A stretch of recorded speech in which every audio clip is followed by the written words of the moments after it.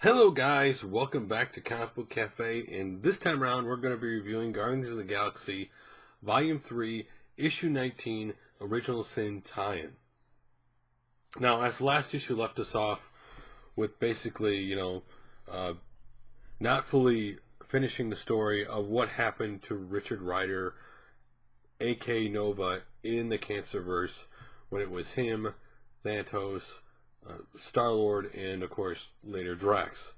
Drax the Destroyer were all in the Cancerverse. Now originally it was supposed to be Nova and Starlord, doing the heroic thing, thinking they're gonna like basically get stuck in the Cancerverse by going there to destroy Thanos, and they'd be trapped there, but they defeat him, doing the heroic thing.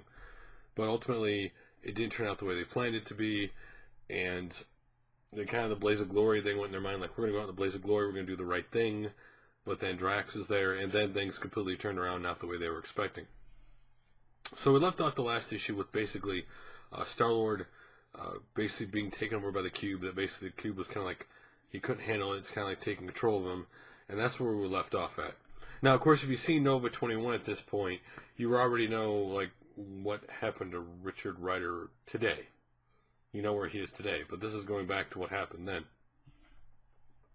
Now, the Cancerverse really hasn't actually, Marvel hasn't really fleshed this out in any way, so there's a lot of ways you could go with the story. This story would be one of, okay, these guys fight with Thanos here. How did Thanos and, Starlord get out, escape, and Drax, and, how do they flesh out this universe at the same time? So what happens is ultimately Starlord doesn't totally succeed to the cube. He unleashes its power against Thanos.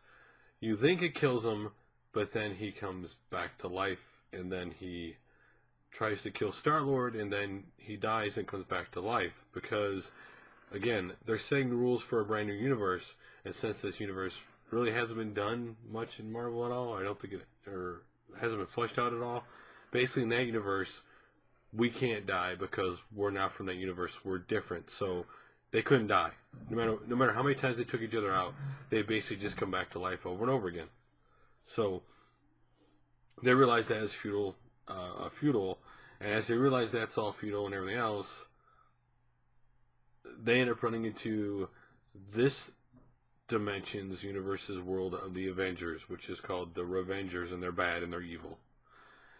And so they see that they have the cube, and they want the cube, they want the power, and there's a massive fight. Eventually it's just, Nova, Drax the Destroyer, and Starlord, and eventually Thanos comes in to help them. Probably because he knows it's pointless, he can't kill them, he could take out these other guys. And again, according to the book, this fight lasts for hours. The Avengers thinking they could kill him, and they can't. Ultimately,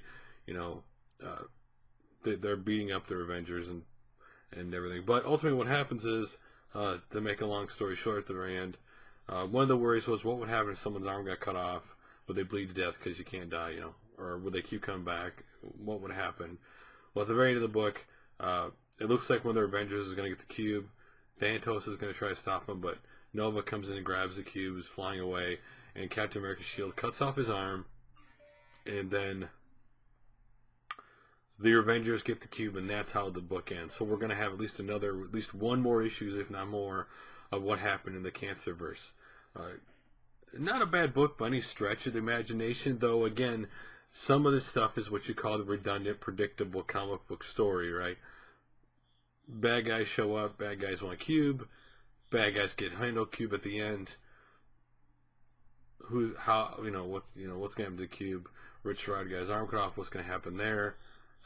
Again, it was now when you talk about present time between Gamora and Starlord, at one point when he brings to the Avengers, she thinks he's totally silly and he's lying to her, and then he gets real angry and said, no, you want the story, you're going to hear the whole story from beginning to end, because you're the one who wanted this. I was happy never to talk about this again. So, it